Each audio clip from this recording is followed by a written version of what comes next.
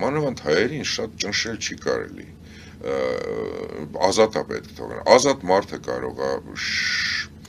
շենացնի, ազատ մտածողներին կրտել են, շատ անգամ կրտել են, սարքել են հատուկ կաղապարների մեջ ինչ-որ ֆորմաներ ընդունել, մեկը ռաբիզ, մյուսը սուտ պատրիոտ են, մյուսը սուտ փիլիսոփա են, մյուսը սուտ դերասան, սուտ, կեղծ, հասկանում ես, կենաց ասելու աստիճանի է եղել, բանակի զորավար մեծ զորքի հրամանատարը ոնց կարող է զինվորի կարագ ուտի օրինակ, ոնց, անհնար է, չէ, այդ ինչ պետք է այդ զորքը անի, չի կարա, ոնց կարող է ճարտարապետին քցենենկոմ